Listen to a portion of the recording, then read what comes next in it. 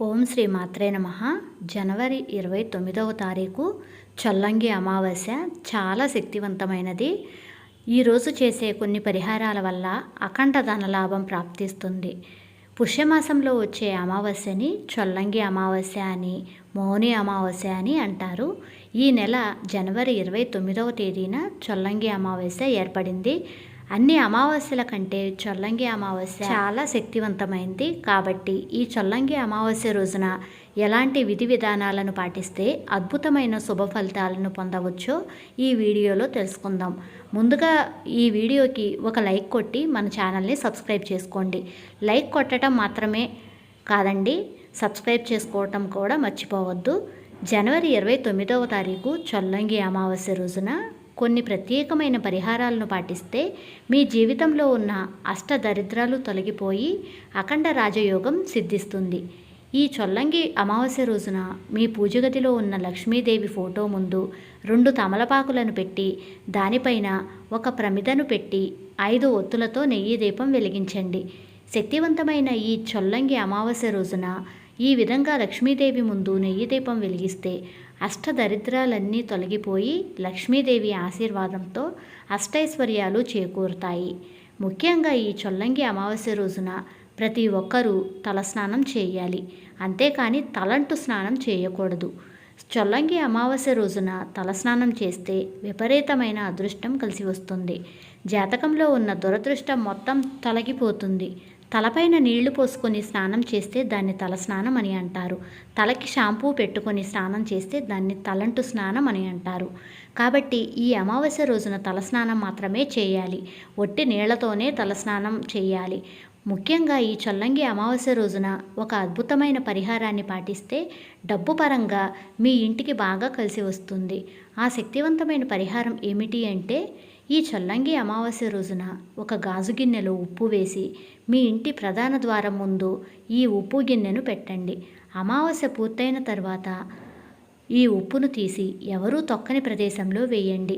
చొల్లంగి అమావాస్య రోజున ఇలా చేయటం ద్వారా మీ ఇంట్లో ఉన్న దరిద్ర దేవత బయటకు వెళ్ళిపోయి మీ ఇంట్లోకి ధనలక్ష్మి ప్రవేశిస్తుంది.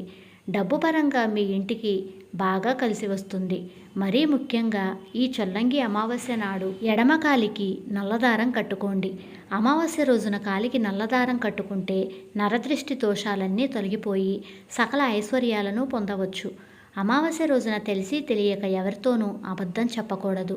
ఈ రోజున ఎవరికైనా అబద్ధం చెబితే మీ జీవితంలో ఏలినాటి శని వెంటాడుతుంది. ఆ అమావాస్య రోజున ఎట్టి పరిస్థితుల్లోనూ ఆలస్యంగా నిద్ర లేవకూడదు. అమావాస్య రోజున ఆలస్యంగా నిద్ర లెగిస్తే మీ ఇంట్లో దరిద్ర దేవత తిష్ట వేసుకుని కూర్చుంటుంది. బీరువాను లక్ష్మీదేవి స్వరూపంగా భావిస్తాము. అమావాస్య అంటే లక్ష్మీదేవికి ఇష్టమైన తిథి కాబట్టి మీ బీరువాలో ధనం రెండింతలు అవ్వాలి అని కోరుకునేవారు ఈ చొల్లంగి అమావాస్య రోజున మీ బీరువా తలుపులను శుభ్రంగా తుడిచి బీరువా పైన కుంకుమ బొట్లు పెట్టండి. అమావాస్య రోజున ఇలా చేస్తే మీ బీరువాలో లక్ష్మీదేవి స్థిర నివాసం ఉంటుంది. మీ ఇంటికి ధన ప్రవాహం విపరీతంగా పెరుగుతుంది. రావి చెట్టులో విష్ణుదేవుడు కొలువై ఉంటాడు. విష్ణుదేవుడు ఎక్కడ ఉంటాడో అక్కడ లక్ష్మీదేవి కూడా ప్రత్యక్షమవుతుంది. కాబట్టి ఈ అమావాస్య రోజున కొన్ని రావి ఆకులను తెచ్చుకొని మీ ఇంటి గుమ్మానికి కట్టుకోండి. ఇలా చేయడం ద్వారా లక్ష్మీదేవి మీ ఇంట్లోకి అడుగు పెడుతుంది. జీవితంలో డబ్బు కొరత ఏర్పడదు. చొల్లంగి అమావాస్య రోజున పొరపాటున కూడా కొత్త వస్త్రాలను వేసుకోకూడదు. చొల్లంగి అమావాస్య రోజున రాత్రి సమయంలో అన్నం తినకూడదు. అల్పాహారం మాత్రమే స్వీకరించాలి. అంటే రాత్రి సమయంలో అన్నం తినకుండా ఏదైనా పళ్ళు కానీ టిఫిన్లు కానీ తినాలి. అంతేకాని అన్నం మాత్రం తినకండి. అమావాస్య రోజున దేవుని ఫోటోలను శుభ్రం చేయకూడదు. ఈ చొల్లంగి అమావాస్య రోజున గంగాజలం అమృతంగా మారుతుంది అని నమ్ముతారు. కాబట్టి ఈ అమావాస్య రోజున పుణ్యనదుల్లో స్నానం చేస్తే ముక్కోటి దేవతల ఆశీర్వాదం లభిస్తుంది. పుణ్యనదుల్లో స్నానం చేయలేని వారు నీటిలో కొంచెం పసుపు వేసుకొని తలస్నానం చేయండి. జాతక దోషాలన్నీ తొలగిపోయి మీ ఇంటికి అష్టైశ్వర్యాలు చేకూరతాయి. అమావాస్య రోజున ఎక్కువగా భూమిపైన దుష్టశక్తులు సంచరిస్తాయట. కాబట్టి ఈ చొల్లంగి అమావాస్య రోజున మీ ఇంట్లోకి దుష్టశక్తులు ప్రవేశించకుండా ఉండాలి అంటే మీ ఇల్లంతా ఉప్పు నీటితో శుభ్రం చేసుకోండి. ఇంటికున్న నరదృష్టి మొత్తం తొలగిపోతుంది. ఇంట్లోకి చెడు శక్తులు ప్రవేశించవు. గోమాతలో ముక్కోటి దేవతలు కొలువై ఉంటారు కాబట్టి ఎంతో శక్తివంతమైన ఈ చొల్లంగి అమావాస్య రోజున గోవికి ఏదైనా ఆహారాన్ని తినిపించండి. సకల దేవతల ఆశీర్వాదం మీ ఇంటిపై ఉంటాయి.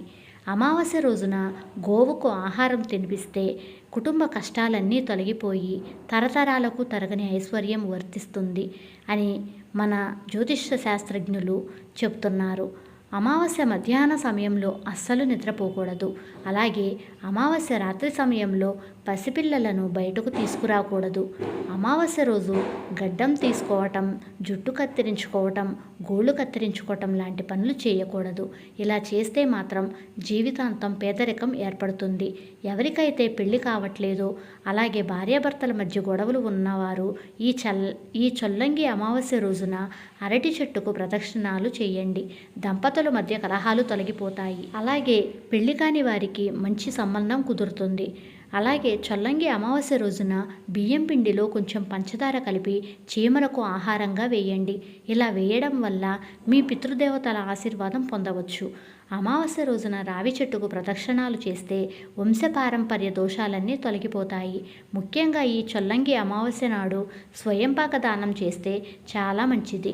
స్వయంపాకం అంటే ఒక రోజుకు సరిపడా నిత్యావసర సరుకులను ఎవరికైనా బ్రాహ్మణులకు దానం చేయండి.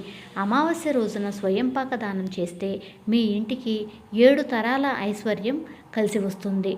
అంతేకాకుండా ఈ చొల్లంగి అమావాస్య రోజు పేదవారికి అన్నదాన కార్యక్రమం చేయించినా కూడా అనంతమైన ఫలితం లభిస్తుంది. మీకు గనక ఈ వీడియో నచ్చినట్లయితే ప్లీజ్ లైక్ చేయండి. మీ ఫ్రెండ్స్కి ఈ ఇన్ఫర్మేషన్ని షేర్ చేయండి. Thank you for watching.